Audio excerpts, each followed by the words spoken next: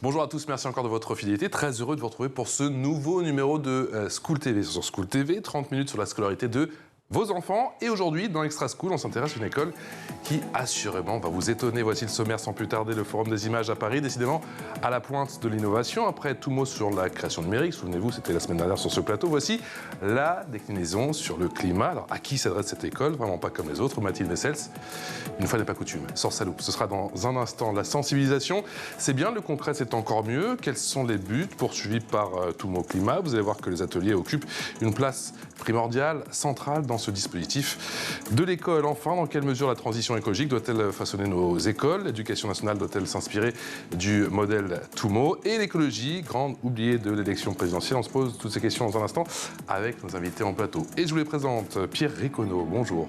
Merci beaucoup d'être avec nous.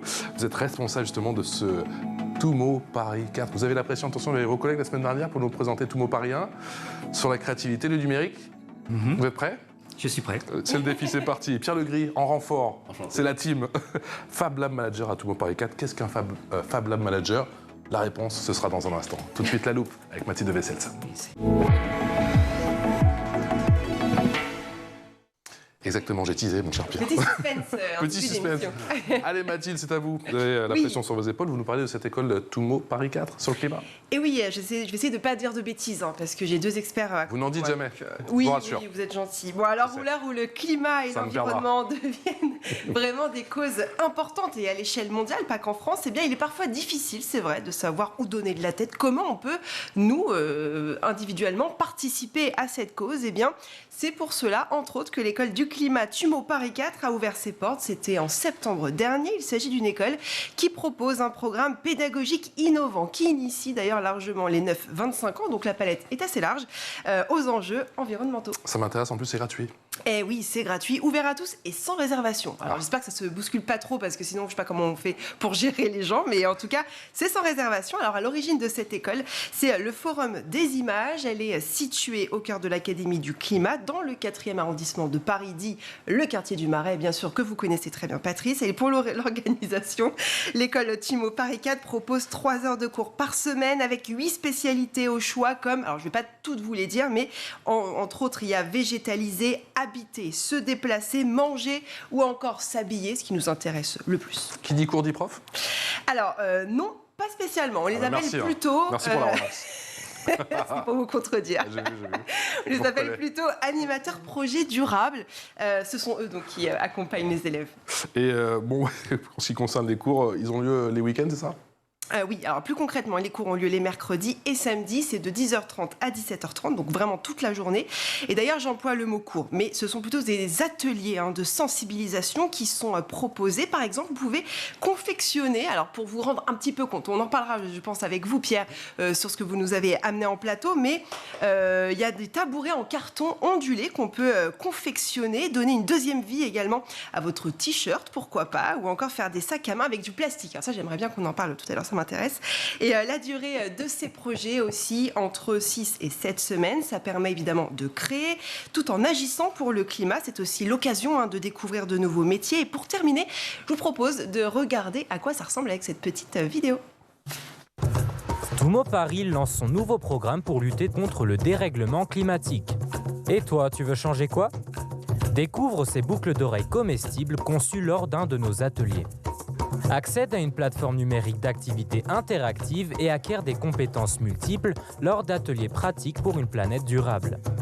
Viens développer tes propres projets et découvre les métiers de demain pour relever les défis climatiques. Inscris-toi aujourd'hui et parle-en à tes amis. Vidéo très réussie, vous pourrez trouver du coup l'intégralité de la vidéo sur le site de l'Académie du climat, du Forum des images, sur Instagram et sur Twitter. C'est parti pour l'expression orale. L'expression orale avec Pierre Legris, qui est Fab Lab Manager à TUMO Paris 4. On m'a dit la semaine dernière, dis bien TUMO. Si tu veux paraître dans le coup, il faut dire TUMO. Vous dites TUMO ou TUMO? Non, on dit TUMO. Mais alors en arménien, ça doit être TUMO. Bah, c'est ça, c'est TUMO. En français, TUMO. Voilà, TUMO. Et Pierre Riconneau, qui est responsable de TUMO Paris 4. Donc, je vous le disais, on a reçu vos collègues la semaine dernière plutôt sur la création numérique. Est-ce qu'il y a des passerelles, des similitudes en termes d'approche déjà entre TUMO Paris 1 et TUMO Paris 4? Alors complètement, puisque l'innovation, en fait, elle vient d'Arménie. Et les Arméniens, depuis 10 ans, en fait, expérimentent et innovent pour justement proposer hors temps scolaire un certain nombre d'activités autour de la création numérique. Donc Claude a dû parler la semaine dernière donc des 10 centres TUMO qui existent à travers le monde entier. Claude Lafarge, ouais. Ouais, Dont un autre centre à Lyon, hein, qui est ouvert à Lyon en ce moment. Qui vient d'ouvrir il y a même pas un mois, je crois, à Lyon. Et puis il y a des préfigurations, il y a une proposition d'ouvrir un centre TUMO à Marseille. Mais donc effectivement, donc l'innovation vient d'Arménie et en fait les Arméniens, en fait, ils ont imaginé en fait un parcours qui s'appuie en fait sur 3 temps forts, un temps d'appropriation, d'apprentissage, donc qui permet à chacun, plutôt en autonomie en fait, de découvrir des tutoriels vidéo. Ça permet d'avoir une base de connaissances pour après passer à la pratique. Et ça, c'est aussi le cas chez vous, à l'école du climat? Ouais. L'école du climat, en fait, pour faire très simple, alors c'est exactement la même grammaire, mais c'est pas le même vocabulaire. La même grammaire, c'est effectivement un parcours. Il y a des temps d'auto-formation, des temps de lab et des temps de master lab. Et ça, c'est possible sur plusieurs niveaux. Donc on boucle une fois, donc on fait un module d'auto-formation, plusieurs modules d'auto-formation de niveau 1. On passe en lab de niveau 1, après on passe en master lab, on refait une autre boucle de niveau 2 et ainsi de suite. C'est-à-dire qu'en fait, on peut en prendre pour 6 mois, pour 9 mois, pour 1 an. Alors, pour TUMO Climat, il y a une petite différence, c'est que plusieurs différences. C'est que déjà, on s'adresse aux 9-25 ans, comme tu l'as dit tout à l'heure. Et ça pose quand même des petites questions d'accessibilité du contenu. Puisque sur une vidéo qui s'adresse à un jeune de 9 ans et qui s'adresse à un jeune de 25 ans, il faut que chacun y trouve son compte. Parce que la semaine dernière, on disait que l'algorithme était intelligent, utilisait du coup l'intelligence artificielle, mais là, entre 9 et 25 ans, j'imagine qu'il y a comme un gap, non? Exactement. Ouais. Donc c'est toute la posture en fait des animateurs projets durables qui vont pouvoir être présents, bienveillants pour soutenir les plus jeunes et puis émanciper, donner davantage d'autonomie aux plus grands. Pierre, c'est quoi ta définition de l'auto-formation? Parce qu'on en a beaucoup parlé la semaine dernière, mais l'auto-formation au sein de cette école du climat, ça se traduit comment? Ça se traduit comment? Alors l'élève, au lieu de s'asseoir dans sa classe classique, de prendre la place habituelle qu'il a dans sa classe classique, il va aller me voir, me demander un des PC sur lesquels il va pouvoir avoir accès au contenu de TUMO. Il sera en autonomie totale. Personne ne lui dira, va dans telle salle, va t'asseoir ici, fais ça. Il sera tout seul. C'est lui qui choisit la discipline, entre guillemets, qu'il souhaite choisir. Il peut aussi bien préférer se mettre dans un coin tout seul, comme se mettre dans un coin avec ses copains et faire le module à plusieurs. D'accord. Est-ce que vous, justement, vous ne les encouragez pas à évoluer tout seul, à se mettre en groupe? Parce que c'est vrai que j'essaie de comparer avec la partie numérique et ça donnait des fois une ambiance très studieuse, très calme, au final, au Forum des images. Ouais. C'est ça qui a été amélioré sur TUMO Paris 4. Effectivement, à la fin d'un module d'auto-formation, il y a la possibilité de cliquer sur un petit bouton en disant « Je veux collaborer pour l'activité suivante ». Et là, il y a un petit compteur qui commence à défiler et donc il y a 4 minutes pour qu'un autre jeune qui a envie de collaborer sur l'activité suivante se manifeste pour qu'il y ait vraiment une coalition entre les deux personnes pour qu'elles puissent poursuivre l'activité. C'est quoi l'idée? C'est quoi les bénéfices de l'auto-formation? L'auto-formation, c'est une manière interactive, ludique, numérique en fait d'apprendre à son rythme. D'accord. Et de surtout se responsabiliser aussi dans son parcours d'apprentissage. Parce que la personne, vu qu'elle est en autonomie, elle est maître du rythme et de la vitesse d'apprentissage. Une école du climat pour les 9 à 25 ans, et encore une fois, on rappelle que tout cela est gratuit. Déjà, vous accueillez jusqu'à combien d'élèves, entre guillemets? Là, en ce moment, on en a 46. Ça commence à faire pas mal. Donc pour 46... Ouais. Non, c'est-à-dire qu'en fait, l'autre différence avec TUMO à Paris 1, c'est que ça fonctionne. En fait, TUMO fonctionne quand on a 1000-1200 étudiants. En fait, il y a une dynamique qui fait qu'effectivement, on passe d'un lab à un autre niveau d'auto-formation. Donc, il y a quelque chose qui est très, très stimulant. En fait, ce qu'on avait mal sous-pesé, c'est qu'on ne pouvait pas lever comme ça 1000 personnes volontaires pour s'inscrire à TUMO Climat, comme on lève des personnes qui ont envie d'apprendre le cinéma, les designs graphiques, la programmation, le 2D. Pourquoi ? Parce qu'en fait, principalement, les jeunes aujourd'hui qui se rendent compte qu'on est dans un véhicule où il n'y a pas de pilote et qu'on va vers le précipice de l'emballement climatique, ils veulent agir tout de suite. Donc, c'est des activistes et en fait, eux, le temps d'apprentissage, ils veulent qu'il soit le plus court possible. Et nous, dans toutes les écoles TUMO, en fait, on milite pour que, avant d'agir, il faut apprendre un minimum. C'est ça. Mais les activistes, on va dire, radicaux, qui aujourd'hui là, font un parcours, là, je ne sais pas si vous avez entendu parler de ça, de relais. Un peu comme Greenpeace. C'est, Donc, parcours relais, non. Le relais jeune. Relais jeune, voilà. Donc, ils sont partis, comme tu le disais tout à l'heure, c'est-à-dire qu'il n'y a aucun candidat qui parle sérieusement de l'emballement climatique, du dérèglement climatique, d'écologie, d'environnement, quoi. Et les jeunes, qu'est-ce qu'ils font? Soit ils ont des marches, soit donc ils essayent de trouver des nouvelles actions. Et donc là, il y a 100 jeunes qui sont partis de l'Académie du Climat mi-février, qui vont parcourir 20 villes, qui vont faire plein d'actions, qui vont visiter des lieux justement qui innovent en termes de permaculture, en termes de solidarité sociale, en termes d'échanges, qui utilisent d'autres monnaies, par exemple, et ils reviennent à la mi-juin à l'Académie Climat faire un bilan. Donc ça c'est ce que veulent les jeunes de 18 à 25 ans. Ils veulent de l'action. Ils veulent de l'action. Ils veulent de l'action. Mathilde? Non, mais pourquoi est-ce que vous ne toquez pas directement aux portes des associations comme Greenpeace, notamment Eh bien, on le fait. Mais alors, quelle réponse vous avez de ces gens-là? Parce que c'est quand même... vous pourriez travailler ensemble, c'est ça qui est intéressant. Alors, on travaille avec eux. C'est-à-dire qu'au sein de l'Académie du Climat, d'ailleurs, pour la petite histoire, c'est les jeunes de la coalition Jeunes qui ont fait les marches pour le climat à Paris en 2019, qui ont réussi à convaincre Anne Hidalgo, la maire de Paris, de transformer l'ancienne mairie du 4e, qui n'avait plus d'utilité parce qu'administrativement, donc il y avait trop de mairies à Paris, d'en faire un tiers-lieu dédié à l'environnement, au climat, à l'écologie, à la transition écologique. D'accord. Et ça devait être porté par la coalition des jeunes pour le climat, donc qui ont leur camp de base là-bas. C'est-à-dire qu'au 2e étage, il y a un espace qui s'appelle Eco-Working, où il y a des représentants de 15 structures donc, de jeunes qui militent pour le climat, les ambassadeurs pour les jeunes pour le climat, il y a le RECEF, il y a FAGE, il y a Sciences Po Environnement, donc ils sont là. Et en fait, on essaye régulièrement de faire des choses avec eux, de leur faire tester certains modules, notamment là, on travaille avec eux sur nos prochains cycles de création donc, qui vont concerner comment organiser une campagne de sensibilisation et qu'est-ce que c'est que la sobriété numérique. Qu'est-ce que c'est que combien pèse notre petite pratique de téléphone, combien ça pèse en termes d'empreinte carbone. Alors justement, comment vous établissez, moi je l'avais vu pour encore une fois la partie numérique, mais comment vous, avec l'école du numérique, mais comment vous établissez les parcours numériques ou créatifs plutôt? Alors ça, c'est toujours les mêmes équipes de développement qui sont en Arménie. Les Arméniens, donc voilà.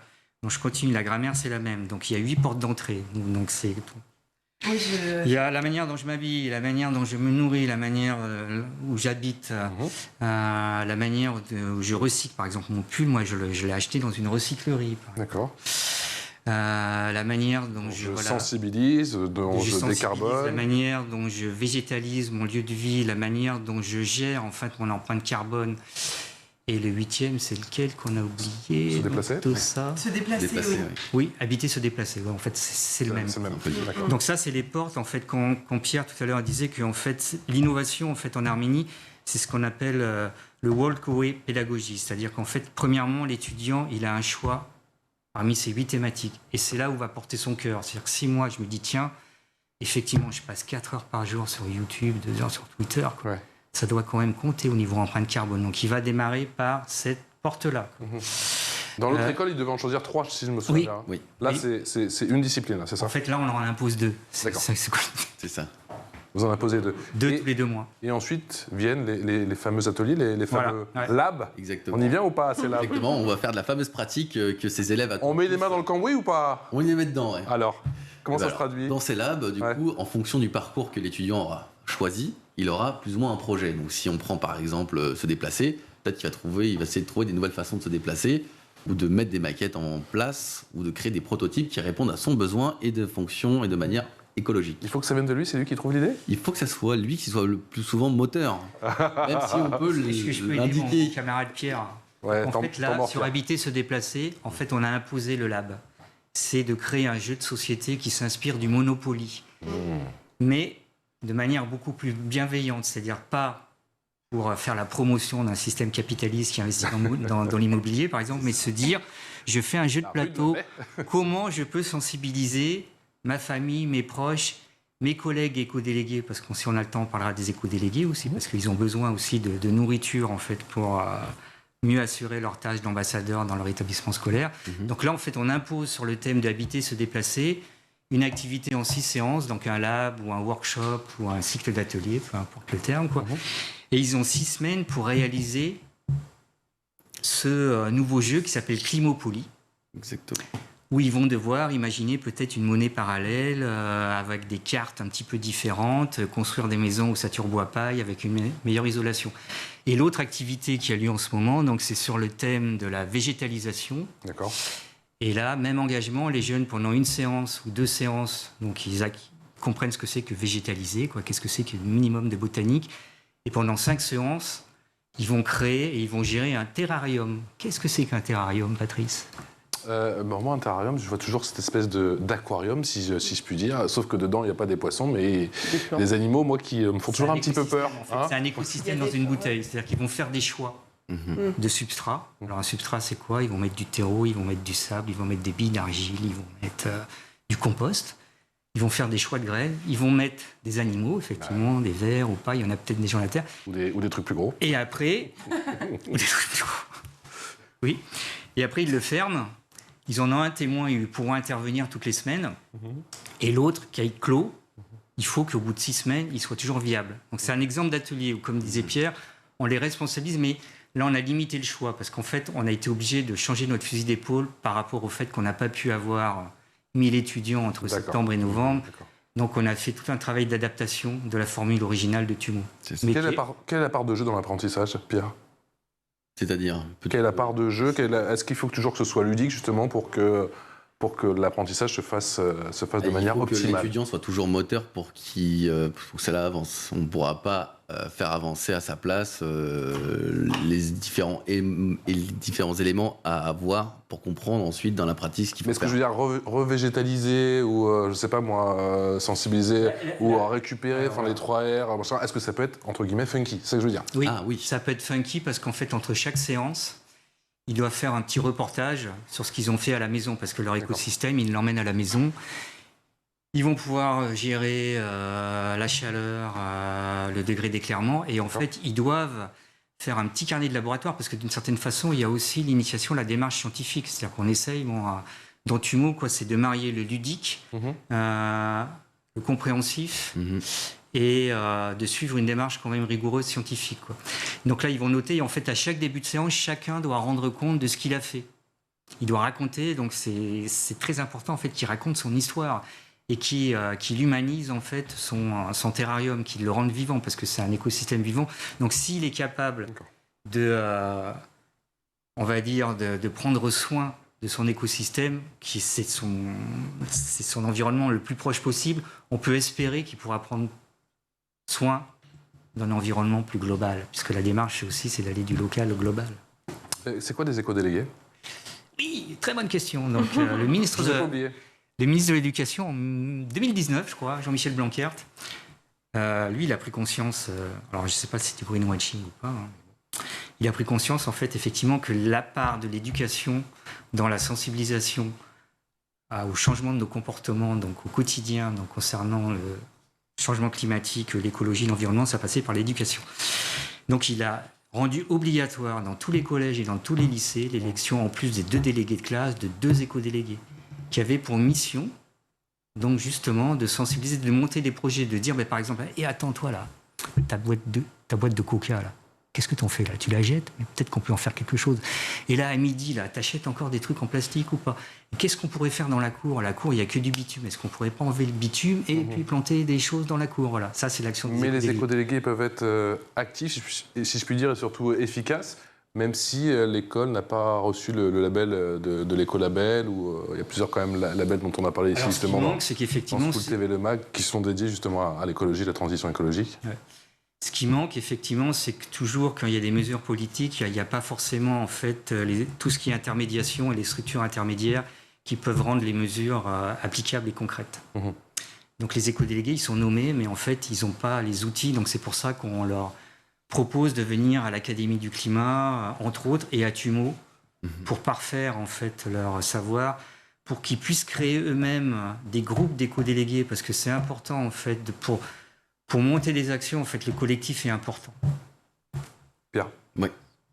Tu souhaitais ajouter quelque chose ? Je souhaiterais surtout ajouter qu'en plus de venir à TUMO avec toutes ces ressources pédagogiques qu'ils ont accès via nos PC, ils ont aussi accès à un Fab Lab, qu'on n'a pas parlé encore. Ah non, c'est pour ça que je vous attends là-dessus. Et alors justement, le Fab Lab, crois qu'est-ce qu'on a que ça assez teasé, veut dire? on peut y aller, C'est ça.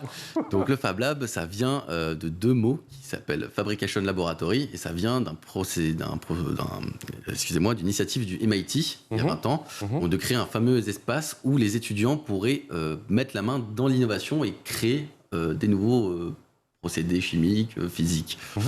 Et en fait, cette idée-là, qui a vu le jour aux États-Unis, elle s'est propagée dans le monde entier. Tout le monde s'en est un peu l'appris et l'a mis à sa sauce. D'accord. Et alors, maintenant, on trouve des Fab Labs partout. On en retrouve dans les écoles.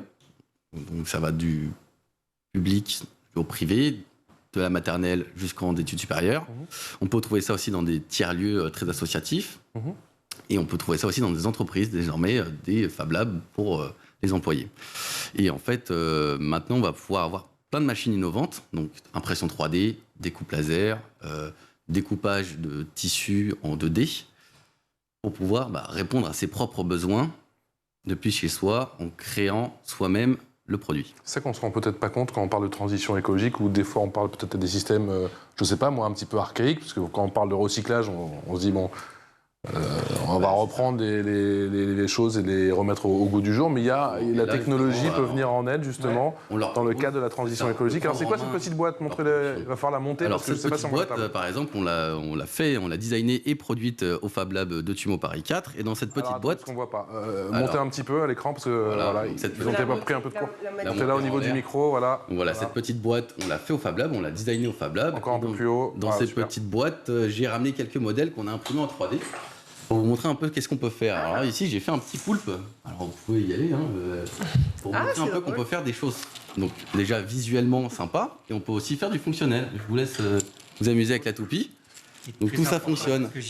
J'attends les remarques. Tout ça c'est fait en impression 3D, ouais. La toupie, c'est bon, les gars. Avec du plastique biosourcé. Et alors voilà, C'est bien le préciser. ces plastiques-là, donc là j'avais le modèle 80% poulpe, mais j'ai aussi le petit modèle lézard, si vous voulez, qui sont articulables. Plastique en fait qui voilà. on va dire, qui se décompose beaucoup plus rapidement C'est du que le PLA, plastique qui met 1000 ans à se décomposer. Ça, c'est incroyable. Donc ce plastique qui se décompose. Ça c'est pour montrer qu'on peut faire 50. des jouets, donc voilà, du truc visuel pour sympa, de la déco. pour les Patrice petits est reparti enfants. en enfance en tout C'est cas. très sympa, mais on peut aussi faire du Je vais pas te donner la fonctionnel. toupie, moi, ça y est. On C'est peut parti. aussi faire du fonctionnel, donc on peut aussi faire des pièces pour réparer des accessoires qu'on aurait cassés. Donc par exemple, là j'ai une accroche de sac à dos qu'on peut imprimer en 3D, et donc du coup, au lieu de la commander sur Internet, moi je l'imprime chez moi ou au Fab Lab de votre coin, de votre quartier, de votre ville, et vous aurez réparé votre pièce. Vous croyez que Ça vous sera avez déjà- impressionné Mathilde Vessel, c'est pas Ah sûr. oui, Elle a une info en plus et elle espère vous battre. C'est Ce parti. qui fait que par rapport à Tumo Paris 1, on peut aller beaucoup plus loin dans la réalisation de prototypes. Il y a une petite compétition là. Ça. Et il a dit qu'il fallait se challenger avec Tumo Son scène, Paris. c'est très bien, messieurs. L'info en plus.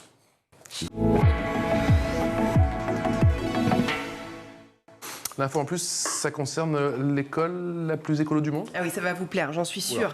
Elle s'appelle Green School. Elle a été élue école la plus écolo au monde par l'US Green Building Council. J'ai un accent magnifique. Elle se trouve à Bali, mais pas seulement. C'est un concept qui se retrouve aussi en Nouvelle-Zélande, en Afrique du Sud et même au Mexique, à Tulum. Grande mode en ce moment. Alors regardez, vous allez voir ces images qui sont absolument incroyables. Elle a été fondée par un couple canadien. Elle est aussi bien écolo en elle-même, avec des matériaux naturels, que le contenu également de ses programmes pour les enfants. Alors elle a été construite en seulement 3 mois. Elle est construite à base de bambou, tout comme les tableaux noirs, eux aussi, ils sont en bambou. Et puis l'énergie de l'école, elle est produite par les panneaux solaires, donc elle est 100% autonome. Les programmes également sont écolos, je le disais, les enfants consomment les produits du potager qui se trouvent sur place et qu'ils agrémentent évidemment eux-mêmes. Ils conçoivent aussi des aquafermes et préservent les étourneaux de Bali, entre autres. Enfin voilà, c'est une école effectivement qui est absolument magnifique. C'est vrai qu'on a envie de retourner à l'école. Ouais, ça me donne aussi un petit peu envie. De partir en voyage. Ce serait bien, ça fait 2 ans. Oui, c'est vrai. 2 ans de pandémie. En tout cas, moi, en ce qui me concerne, ça fait 2 ans que je suis bien Par parti. exemple, de ce qu'on appelle la permaculture. Oui, et c'est un peu le but de Tumo Paris 4. C'est un des buts. Ouais, c'est un des buts. Ouais. C'est-à-dire qu'en fait, il faut mettre toujours l'ambition très très haute pour qu'il puisse y avoir aussi des chemins de traverse. Mais l'ambition, effectivement, c'est que d'une certaine façon, je pense que l'ambition de Tumo et toute l'Académie de Kuma, c'est d'incuber en fait les futurs Greta Thunberg, les futurs Laura Schneider, les futurs comment elle s'appelle la française Clémence On ne connaît que Greta Thunberg. Ouais, non, mais voilà, donc il y a une Allemande, Clémence Poésie, moi, mais voilà. Lisa Neubayer et bon, c'est pas grave, qui a créé un super site qui ont entre 5 millions et 11 millions de followers, en fait, parce que ça aussi, c'est-à-dire qu'aujourd'hui, c'est clair que c'est les réseaux sociaux, en fait, qui permettent de lever, de faire des actions massives, importantes, qui peuvent peut-être un tout petit peu sensibiliser les politiques et puis les lobbies, parce que les lobbies, on ne pourra pas les changer uniquement par... Je veux dire, juste un chiffre, hein, si toute l'humanité, elle était hyper vertueuse, si, par exemple, Patrice, tu faisais super attention à ton costume, tu l'utilisais là, si Mathilde, elle mangeait bio et tout, elle limitait sa consommation de viande, ça réduirait... Elle est végane. Elle est végane. Non, c'est pas vrai. Ça a failli marcher. Ça réduirait que de 25% l'ensemble des émissions, parce que le reste, c'est quoi? C'est l'industrie, c'est l'agriculture. Et ça, en fait, c'est aux mains des lobbies. Donc, pour pouvoir fléchir ça, donc, il faut vraiment qu'on ait des activistes. Donc, nous, notre mission, c'est ça. C'est tout doucement de former des activistes pas à pas. Donc, un petit peu d'éducation, des projets locaux, des projets personnels. Et après, on fait des actions de plus grande ampleur, quoi. C'est ça un petit peu le alors, continuum. je suis d'accord avec vous, hein, c'est très bien que chaque citoyen fasse attention à sa consommation, etc. personnelle, mais est-ce que le gros problème aujourd'hui, c'est pas les entreprises, les grosses entreprises, les gros groupes qui polluent quand même beaucoup plus? Et encore en France, je vais faire un peu ma française, voilà, mais on n'est pas les plus pollueurs du tout, même en Europe, hein, on fait partie des moins pollueurs, des moins polluants, pardon. Industrie, Pourquoi justement industrie, agriculture. face à cet argument, c'est surtout les toutes grosses ces personnes qui disent que au final en France on est loin, très loin d'être les grands pollueurs. Les Allemands, je quand crois. on voit oui, avec le charbon, en Europe effectivement, mais quand on voit les Chinois, quand on voit les Indiens, ou quand on voit surtout les Américains, parce qu'on m'avait parlé de l'agriculture. Et la consommation de steak là-bas, je crois que c'est quand même quelque chose. Il y a des champs entiers avec des vaches sur des kilomètres, il faut le savoir. Hein. Tiens, je vais prendre un autre exemple, puisqu'on a charrié Mathilde sur son véganisme, mais les véganes, en fait, Supposé. Les véganes, ils sont supposés ne pas manger de produits laitiers, donc pas prendre de lait. Alors c'est végalien. C'est végétalien, pardon. Non, mais oui, non, mais c'est végétalien. Vegan et végétarien et végétalien. Oui, non, mais les véganes, ils sont végétaliens aussi. Ah bah, je pensais qu'il y avait deux catégories, moi. Les véganes sont végétaliens. Oui. Au niveau alimentation, voilà, il y a les carnivores, il y a les flexitariens, il y a les végétariens, il y a les crudivores et tout, il y a les végétaliens. Mais les véganes, eux, ils portent pas de cuir, pas de miel, aucun sous-produit animaux, quoi. C'est ça. Mais par contre, les effets pervers, l'écologie, c'est pour ça qu'il faut être très très attentif. Il faut qu'on ait le plus possible de personnes qui sont formées. Exactement. C'est que les gens qui arrêtent de consommer du lait, ils consomment du lait d'amande. Le lait d'amande, il est fabriqué aux États-Unis. 90% c'est fabriqué aux États-Unis avec des pesticides, avec des ruches qui meurent à la fin parce qu'elles ont trop de boulot, les abeilles. Aussi, hein. Pendant des années, le soja, on nous vendait le soja et au final, c'est bourré de cochonneries. L'agriculture de masse qui est déjà présente dans notre société. Donc c'est pour ça que l'éducation, c'est la base, quoi. Et plus cette éducation, comme dit Patrice, elle sera ludique, elle sera interactive. Elle mariera, elle équilibrera numérique et puis on fait des choses concrètes. Voilà, moi j'ai fait mon badge, j'avais mon badge, mon passe sanitaire derrière là. C'est ça. Bon, donc on recycle. On a la chance en face de l'Académie du climat d'avoir c'est génial. Aussi. Un petit piercing là sur le. Plus jeune j'avais, mais là je ne sais pas. Mais là comme ça peut-être sur l'oreille, on peut imaginer un truc, je ne sais pas. Bon, en tout cas, merci à tous les trois d'être venus nous voir, et surtout tous les deux d'être venus nous voir aujourd'hui. Pierre Econo, responsable de Toumo Paris 4. Il y a un événement particulier à annoncer pour ces prochains jours ou pas forcément? Ouais, il y a le Carnaval des oiseaux. Le 25 mars. Le 25 mars, le rendez-vous est pris. À l'Académie du climat, voilà. Donc, vous pouvez venir, là, tous les samedis qui viennent, donc fabriquer vos déguisements d'oiseaux. Et après, il y a le carnaval des oiseaux. Mathilde en a un, ça promet. Pierre Econo, responsable de Toumo Paris 4, qui est avec nous, et Pierre Legris, Fab Lab Manager à Toumo Paris 4. Merci à tous les deux d'être venus nous voir. Merci à vous. Je vais réfléchir à mon déguisement d'oiseau. Ouais, vous venez nous voir. Perroquet serait pas mal. Coin, coin. On se retrouve très vite pour un nouveau numéro de Scout TV Le Max, ça va plus du tout. Excellente journée. Merci.